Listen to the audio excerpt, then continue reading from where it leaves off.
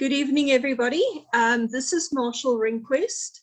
I met Marshall in January of 2014 in the most beautiful little village called Greyton in the Overberg in the Western Cape, where he was working with an organization called the Greyton Transition Town. And I was running the vegetarian cafe, and it was quite a nice experience. And Marshall has always had a very special place in my heart, and I've watched him as he's taken on more in his life. So here is Marshall, and I'm giving it over to him now.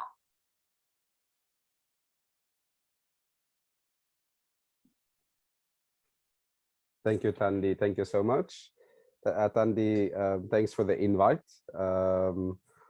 Always excited with these things to kind of share a story and our kind of successes and our failures. I think that's important to also highlight is, I mean, what have we done in, say, in the last 10 years or in the last year or two or couple of months even. And I think for me, it's always exciting to share, as I've said, successes and failures. So as Tandy has said, my name is Marshall Rinquest, a young adult living in, as she said, Greyton area, and basically just to give you an overall, my passion has really been environmental education in our local schools. I mean, we have 6 schools in this area. For such a small area of us and Genadendal, we have 6 schools in this area, and over the last 10 years I've really engaged with kids, just exposing them to either a bit of permaculture or environmental issues, and how do we deal with that as people, and how do we deal with that from a young age and kind of add value to that. And obviously we have piloted quite a few things. We are quite a small community. I mean, just over 11,000 people, which is both 2 towns together. So it's quite easy to pilot things, and if things doesn't work, you can really kind of pause there and see how you can kind of change your perspective on things, or how you kind of change on how to do things differently. What I would like to do tonight is maybe just to focus specifically on one topic, which is specifically looking at food security, food gardens, and what we've done in this valley to kind of boost that, and also how we looked at, I mean, to boost our local economy through vegetables and just engaging with that market in a sense. So what I think first off, Tandy, just for us to kind of show us that first video, which is something recent that we've now launched in lockdown actually. So it's only about 2 years old, which is a new project, but I would like to share this video with you just to see how we started. So there's one video that's just about 2 minutes, and then the second one is what happened 6 months later, which is the second video. I think it's about 7 to 8 minutes. So I hope that's not too long for you guys. So let's watch at the first one, which is how we started with this specific Valley Food Gardens, which is just about 2 years old. Yeah, Tandy, so you can play that first one for us and we can have a look. And then obviously afterwards, you guys can obviously ask questions and engage around that topic. Yeah.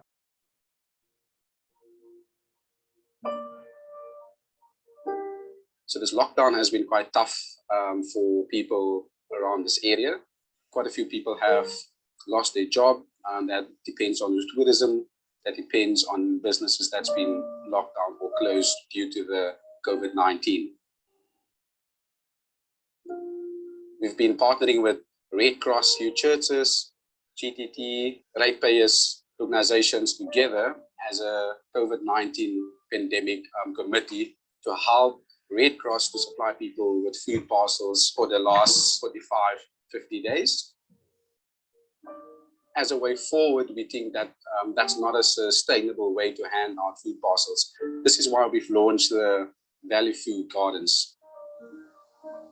This is to empower people to have their own food in their backyard. We are in an area that that has abundance of land, we have water abundance, and we have the expertise as well. So we've identified 4 champions in the area: Bosmanskloof, Genadendal, Worcester, Rehnquest, champions that has existing businesses and farming and gardens that can support household gardens to grow their own food. The idea is that they grow mass seedlings, make their own compost, and support households to grow their own food in their backyard to eat themselves as the family, but also to have a chance to also make money from it. So any surplus can be sold to our 2 weekly markets that we have. Any people that have a piece of land at their house that want to start a garden to feed themselves, but ultimately also any surplus that can go to the Red Cross food parcels or soup kitchens that can be supplied. Any advice to how you can get involved in this project? Connect with us, plant as much food as you can, and share the food as far as possible.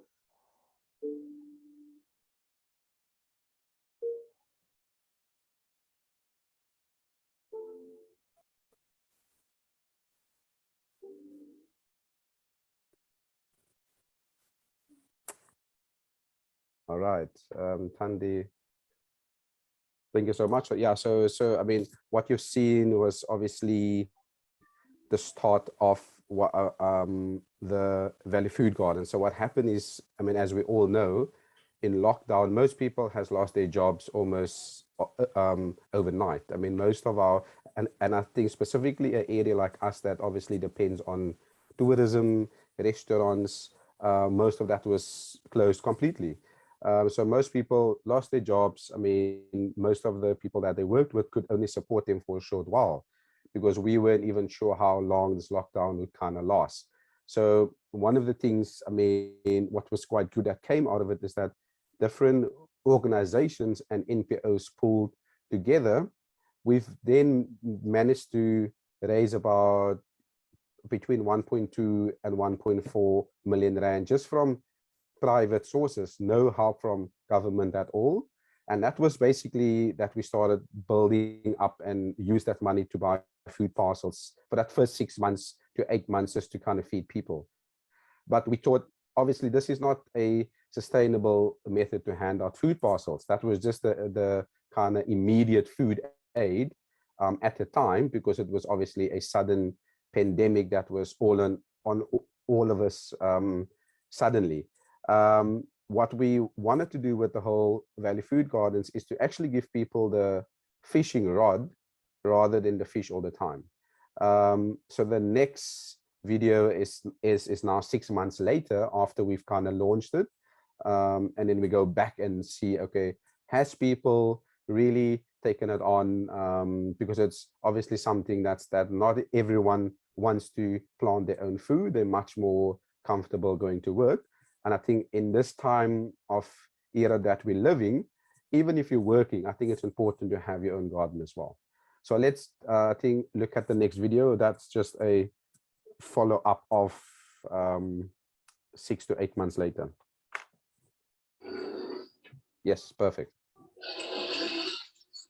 It's been about 5 months since we now launched the Valley Food Gardens, and we're actually now on our way into Genadendal, looking at how the household gardens has been doing, with the support that they got from the hubs and from myself and from our committee. And I think today is one of those days that I think kind of excite me to go and visit these households and see how they're doing, see if they need more support, and just see what's in the garden. We're off to our first house now just to go and check what's happening.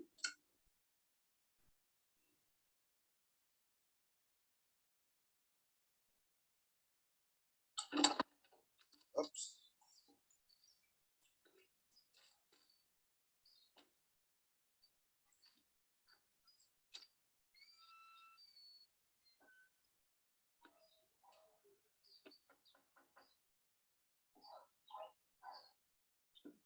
So this is a smaller space, but an example of a kind of household garden which was given by Valley Food Gardens, like the seeds and seedlings came from Valley Food Gardens. This was one of our beneficiaries that got seedlings and seeds. And what's amazing, you can see like already the onions and the spinach, the beetroot, potatoes, cauliflower, chilies, peppers.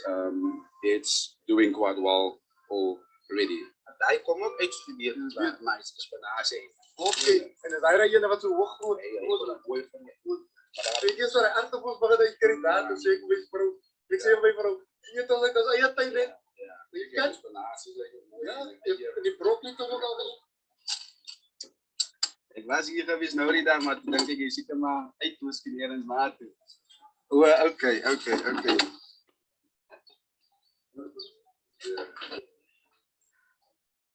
Ja, wat ik zie, dan kan ik dat je hoe zwaai kom maar. En dat is goed wat zijn naam. Praat ook mee, ze zien mij onafgesteld.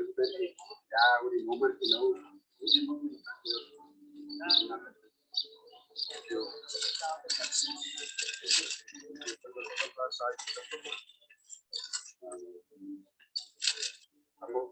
Peppers, die video weer peppers.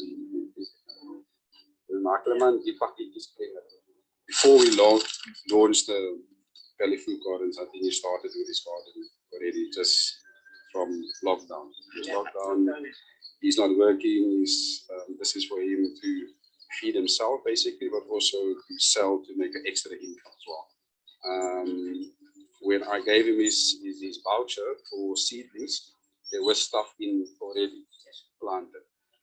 The stuff that he got with the voucher was just a kind of add on to what he's been doing already. And I think what's nice about his garden that it's quite in the center.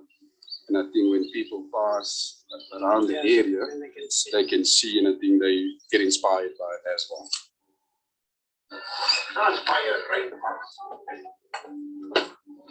Just got peaches from him. He's not working at the moment, so he's feeding himself from the garden and his family, but also kids in the area. I've offered to help him to sell his surplus at the market, and that will be an income for him as well.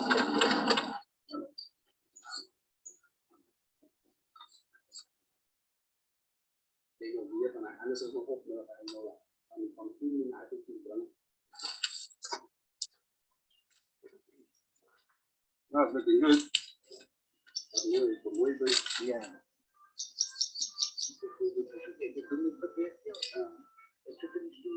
63 years old, and he's doing, I mean, he's all on his own. He's doing his own garden, plants on his own, he digs his own garden. And I think it's also one of the things is that he wants to show young people that even having small spaces like this, that one can actually grow good food for yourself, but also to share as well. So that's his kind of motto that is on. You sow all yourself.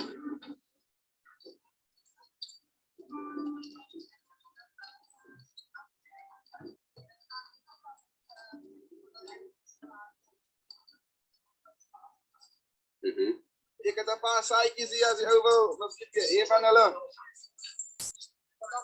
Nee. Kan ik gewoon nader komen? En dat lijkt mooi die tuintje, hè? Oh, yes. Maar als je dat met ik denk, was het al gezien al in Sierra Leone? Yes. Ons doen we die household garden, so you can have many areas. This is not, I mean, this has been a existing garden, but what's nice about it, we're starting to expand from households to kind of allotments. These are the kind of allotments that's taking place. So I mean, there's more and more support, I think, that's coming from like households, and then I think phase 2 is the kind of allotment garden. Allotments is more the larger garden, so it's more like these ones. It's not household, it's opposite your house, where it's more like a quarter hectare up to half a hectare, and some has a full hectare. And we've gotten some requests from those kind of small farmers as well, just for support of seeds and advice as well, some compost or manure. So that was one of them.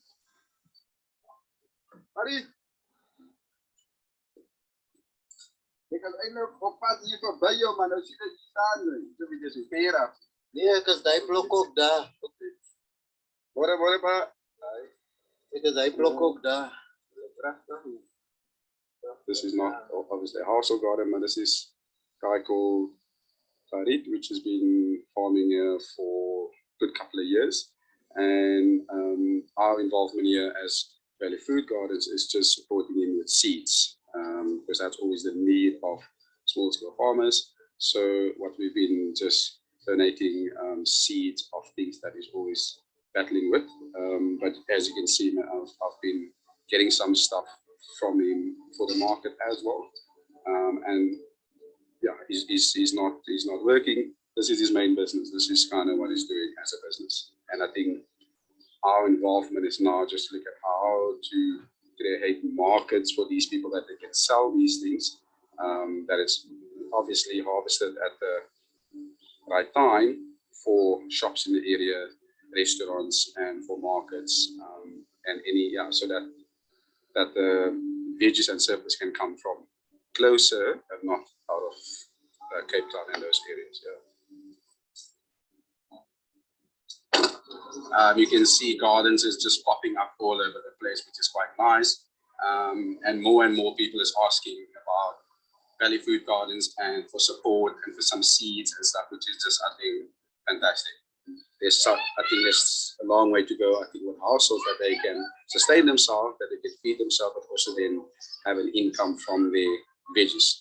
But I think overall, I'm quite happy to each and every person, the organizations, Red Cross as well, they've been donating quite a bit. But every small funder, every cent, every 10 Rand, 50 Rand, doesn't matter. I just want to say thank you from Valley Food Gardens for the support and for any resources, funding.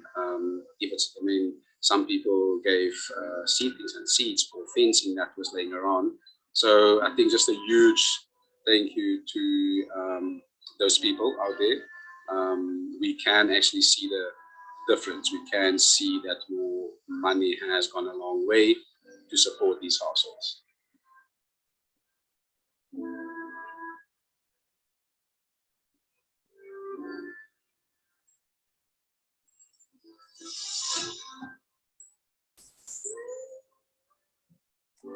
Great stuff.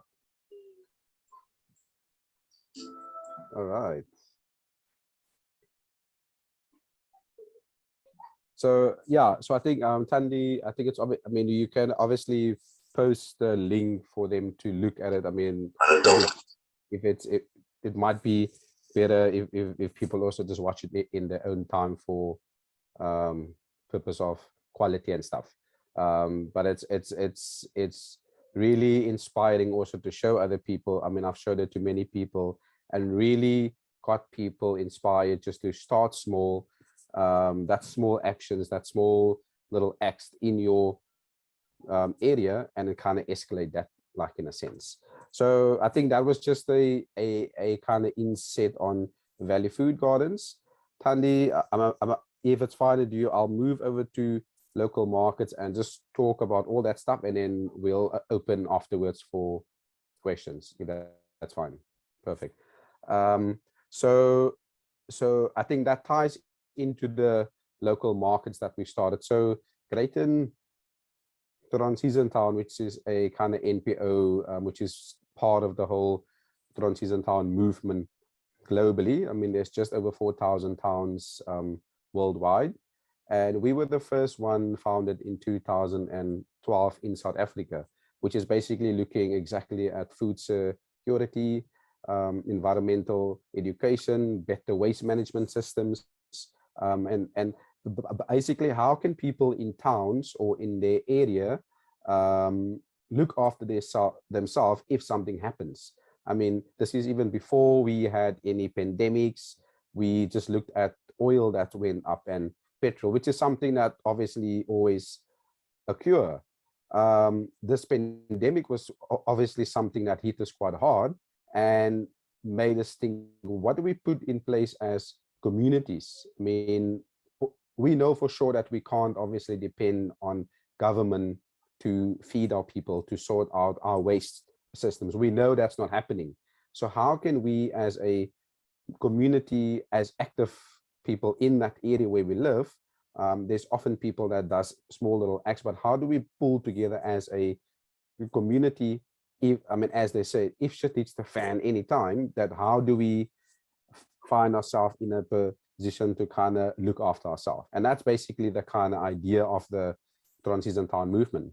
And then the first thing that we did, I mean, it's now about 10 years ago that we set up a local market, and we have a market every Saturday, which is a market that's been going for 30 odd years, which is a very touristy market. It's like your Neisner market or your Oranjezig market in the waterfront, which is obviously very touristy. And we consciously looked at how do we get a market that kind of fades away from tourists, but that supports local people. And that's when we started the kind of Wednesday market, which was specifically midweek, which kind of excludes your tourists, because you want to focus on local people to uplift people that has surplus goods, be it eggs, be it vegetables. I mean, people bake the biscuits or bread that can start barter at this market where we exchange, but also that they can sell and local people can support that. That was mainly for us, in a sense, to how do we keep money circulating in our little area, rather than going out and supporting your larger corporates or shops. How do we support each other? You know, you are the guy with the veggies. I know I support you that bakes the biscuits, and I get my eggs from the lady and bread. So how do we set up that network that we support in each other in that way? And the market was basically just the offset, a weekly offset. And over the last, I mean, it's amazing that it's still very well run.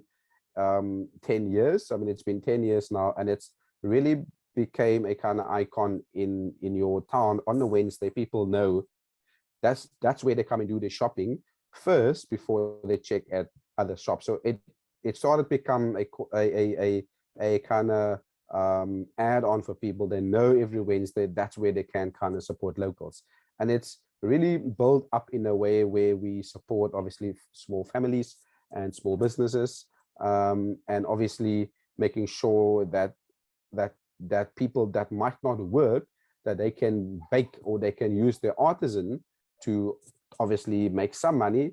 But one of the kind of main things that it also helped us, it was to engage the two communities, because you often have in these towns, you have the rich and wealthy on the one side, and then you have the kind of poor on the one side. For me, it was quite evident that I need to be some sort of catalyst for that. How do we bring those two communities together? And the market was exactly one of those catalysts that actually help people to start talking.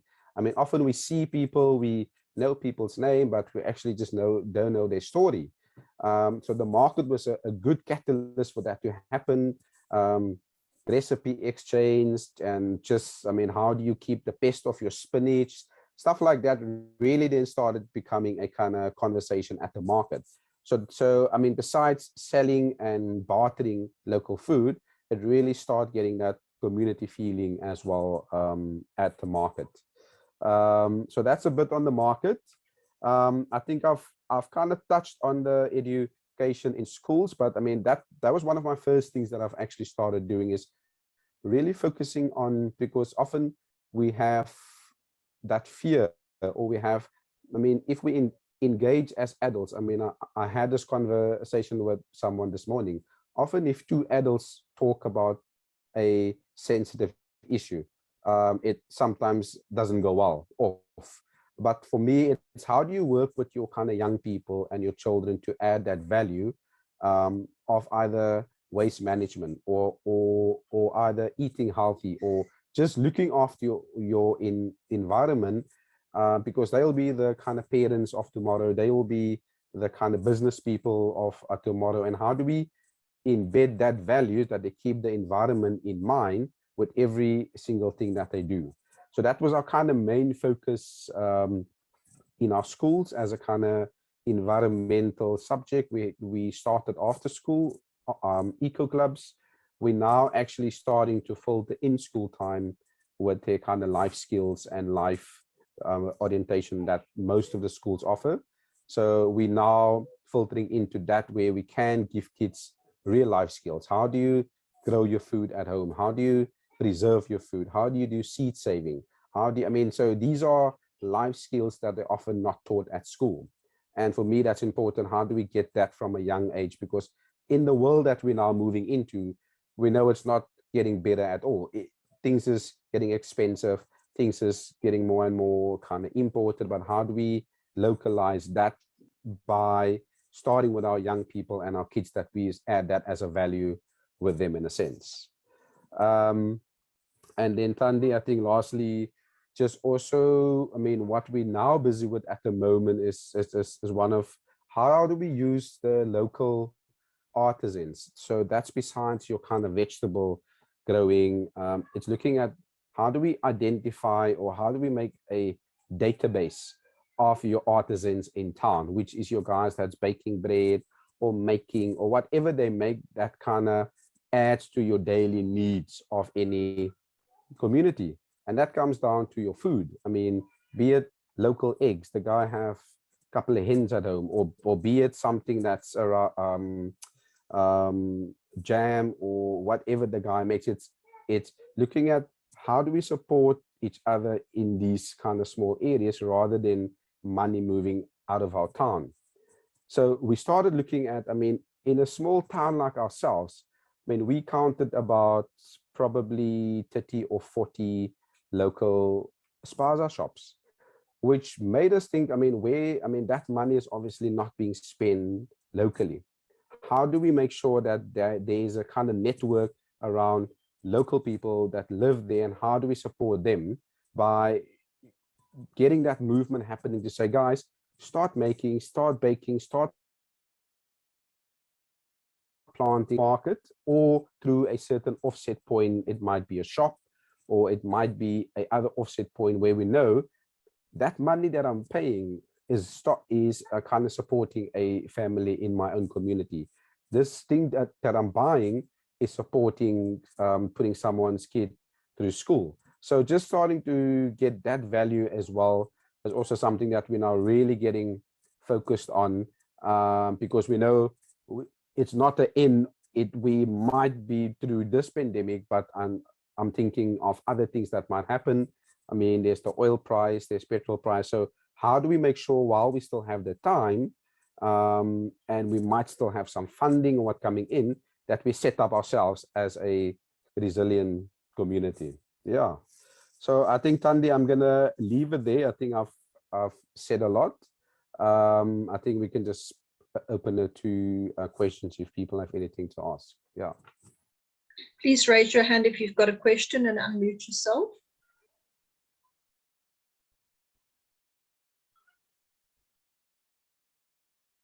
Okay, who's not going to be shy? Donnie, go for it. Unmute yourself. I'm Marshall. Man, it's really, it's heartwarming to see what you guys did. One thing that I was wondering about, before I go on, you said some good phrase that I noted here and I missed one piece of it. You must just help me. You said start making, start baking. What's the third term? Start planting. Planting, all right. Yeah. So that sounds like a very good slogan. All right. Now, on my side of the town, I've, and it's very well known, as a youngster, I used to do my own garden and so on. Now everything is built close. I don't have garden soil anymore. But when one of the problems that we have is our seeds that you can't replant anymore. So how are you guys securing that you can replant your seeds again? And I think I also have a solution for you. All right, give me.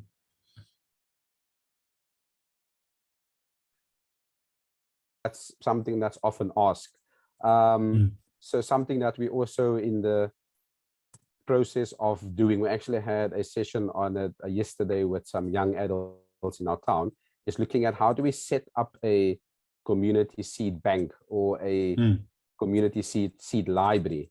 And it's quite exciting because we have done 2 workshops with local farmers, local small scale farmers in the area, to kind of pass on that method on how do you save your seeds, because we know that our mothers, grandfathers, and I mean, they used to save their seeds, but we know today it's not the same, because obviously, I mean, the whole Monsanto thing, they want you to obviously buy seeds over and over again. So what we have done is so we have 2 sources where we purchase what they call open pollinated or heirloom seeds, which is obviously something that can self-seed. So if you plant your spinach or your lettuce, it's obviously self-seeds in the garden. So we make use of those seeds, because from one seed you get obviously multiple plants coming up. Or the other option is obviously to catch your seeds. So there's 2 places that we and also you can buy it in bulk as well, quite cheaply. One is Living Seeds, and you can buy it online as well, which is quite cheap. Living Seeds is the one they deliver at your door, and then the other one is Seeds for Africa, which they have a huge variety of open pollinated and heirloom seeds.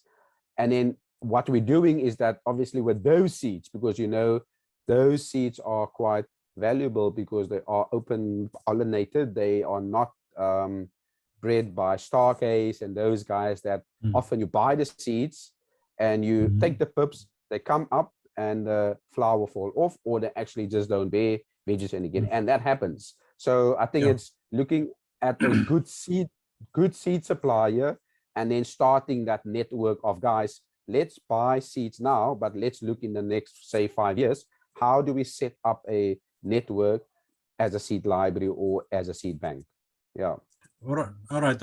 I don't know. As I say, it was a long time since that I've made my own garden, but I discovered the other day, just for interest's sake, I discovered that we have sometimes a lot of bad ideas about our Zim brothers, but that is the only country nearby that didn't allow Monsanto in the country. So if you can import any seed thingies from there, you still have the original seeds. So if you purchase from Seeds for Africa, most of the seeds actually come from Zambia and from Zimbabwe. All right, so that's a very, very good thing to know. Yeah. Because you know, in the past I used to plant my things and hang it in the garage in a psychos and use it till some to close us. So and I got from my grandfather a coast and all those kind of stories. So it's seeds that came through the family time. And also preserving, you said preserving the seeds, so that if you store it, you must preserve it right, otherwise the hogas is going to eat it. That kind of thing. Yeah, it's really it's hard work. Thank you, Danny. Okay, thank you, Donnie. Buli, would you like to say something? I'm just speechless because Michelle, he mentioned about the school program. You still remember, Mos, I've shared that with you. That is one a program that I'm still busy trying to figure out, on trying to start doing here in the community, because we have identified a few schools, but it is so unfortunate that in the community that I'm living in, we only have one primary school. So it means that we have to go out of our community to go for the environmental education, because we wanted to start the enviro clubs whereby the school kids will grow their own food and then supply the kitchen, whereby there's this kitchen, the feeding scheme, which is the nutrition scheme that is happening at schools. And always they are going to buy the veggies somewhere else at the shops and other stuff. It's only one school that I know, it's in Kwamakaki, that is growing their own veggies. And that one, it was also a pilot, a project of ours, where we started to have an enviro club there.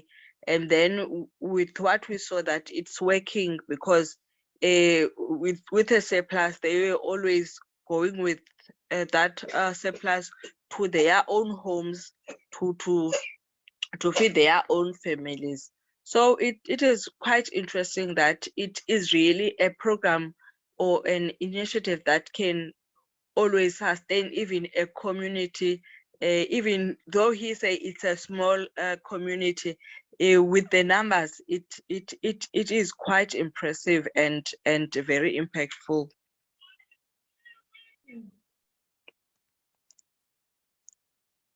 So that it's been through peer persistent, I mean, over a few years, that I mean, going to the schools and persisting and really engaging all the time, because obviously it's an add-on thing. And often when you come to schools, I mean, teachers don't want to have more things to think about. They are so overloaded already with I mean, teaching kids. And here you come in and you say, right, we want to add on something. And I think that's what, I mean, it's always tough, because often you want to add value in that way. And so one thing that might be quite helpful as a tip is that besides your headmaster or your principal, if there's a teacher on the school that you can choose as a champion, a teacher in any grade that you can liaise with, because they have much more obviously power in terms of convincing the staff to say, okay, this could be valuable to our kids. And also one of the things that we focused on is that most of your kids are obviously not academically fit to be in a class, and these are the kids that drop out of school. These are the kids that feels pressurized by their friends, and they just leave school because they just don't understand, or they just not fit for the school system. So one of the things is also to look at, I mean, to kind of work in that angle, to offer to the school and say, okay, let's then at least start working with these kids that, as the school, you know, these kids are always pushed back, or these kids are always pushed behind because they're not academically fit. They're much more interactive. They love to work with their hands, and start seeing if that can convince them to at least then add value to these kids in a sense. Yeah. Thank you so much. Thank you so much for the tip. But you have my details, no? Yes, yeah. I do have your details. Perfect. So don't hesitate to always just give me a shout or a WhatsApp for assistance. Yeah. All right then. Thank you so much.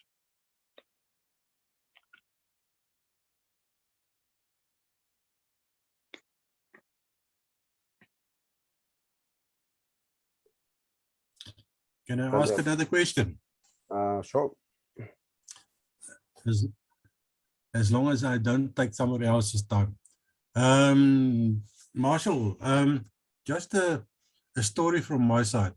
You know, while I was doing my own garden, I experimented with every time I planted something, and I made notes and I wrote down everything that I did. Every time I did it other way.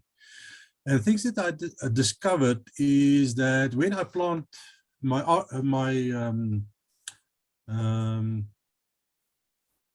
aardappels, help me. Yeah. Potatoes. Potatoes. When I planted it. Ja, lag maar dan. Anyway. So when I planted it, I had a 6 meter by 1.5 meters stretch. And what I did is I by chance I have one time I have 24 Mura, and then I have lesser and so on and so on. But I thought, all right, it's controlled circumstances. I can plant everything, because if the ground is like that, and I do the thing and put all 24 in, it's 100% for me. Because I'm giving it water, it's supposed to grow, but it didn't work like that. Now, as a habit, because I documented everything, I started counting every vegetable that aardappel wat ek kry. Wat doen julle nou weer, Tannie? A potato. Potato. Dat ek hier blessed ding neerskryf. In elk geval.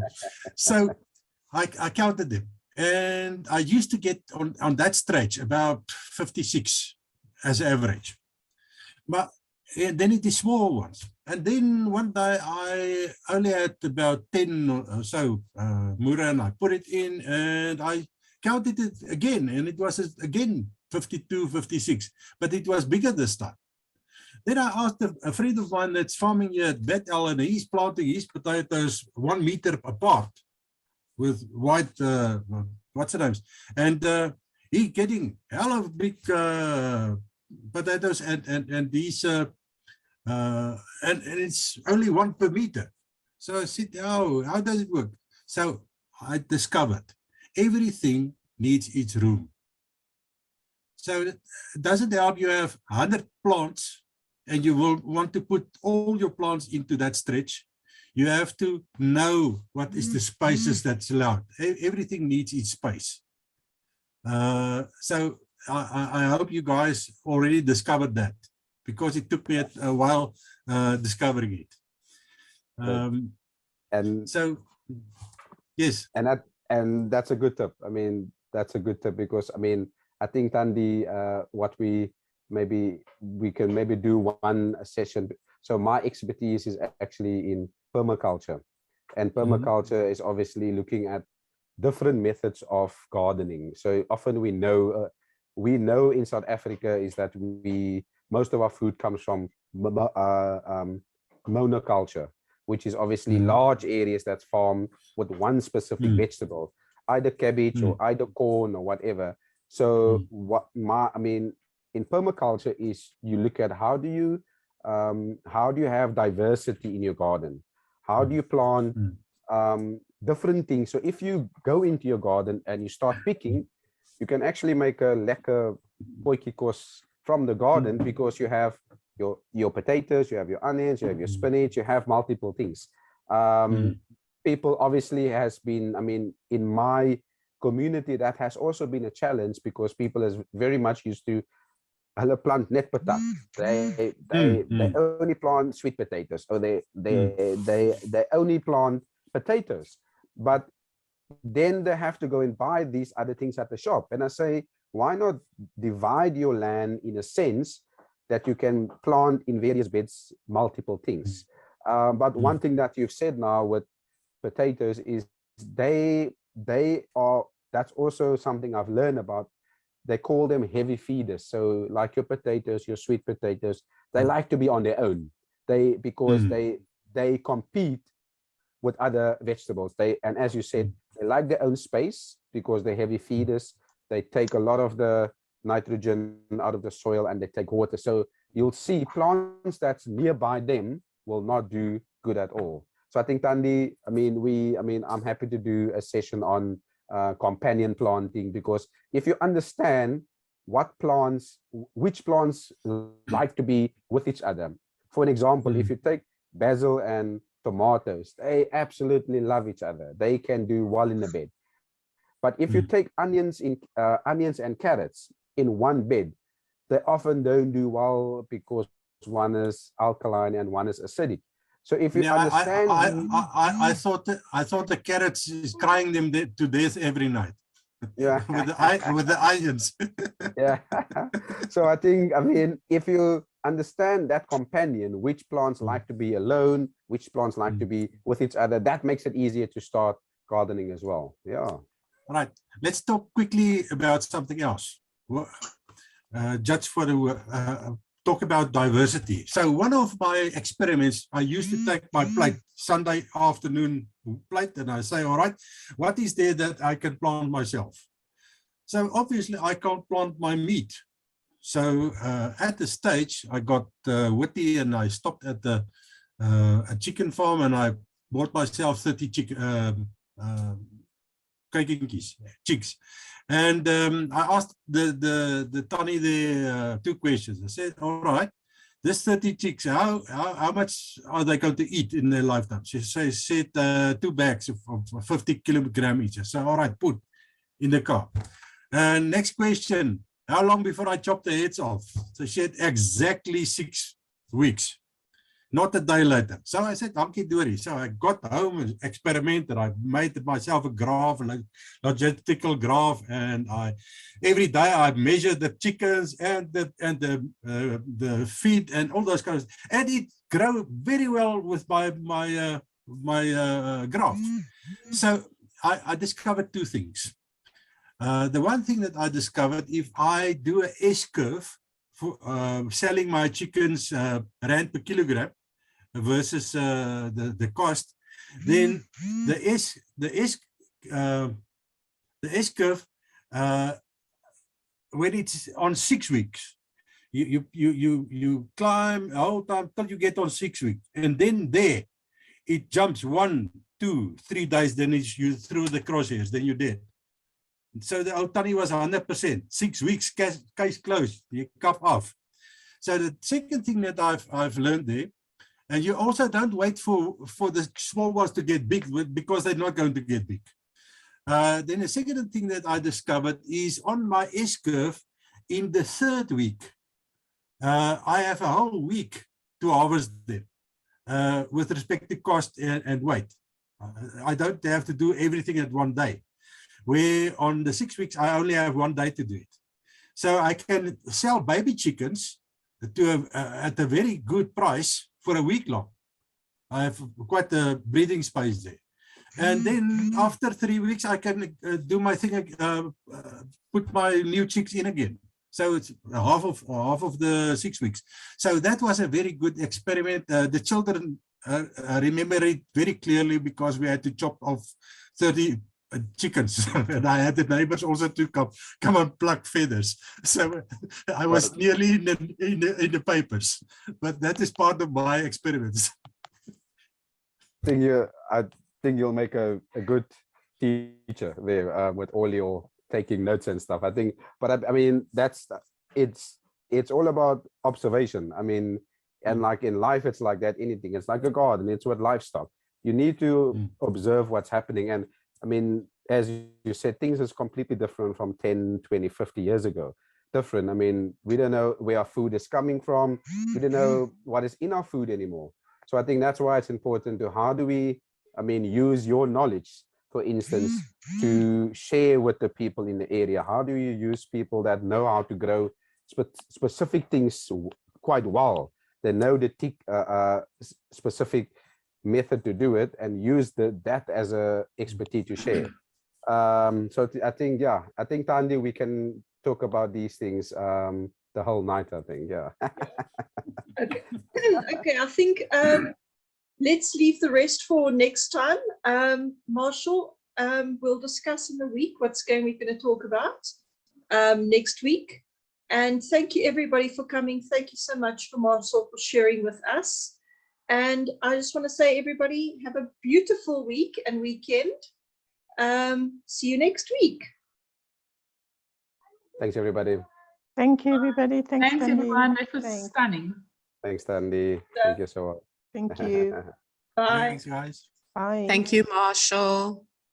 Bye. Thank you.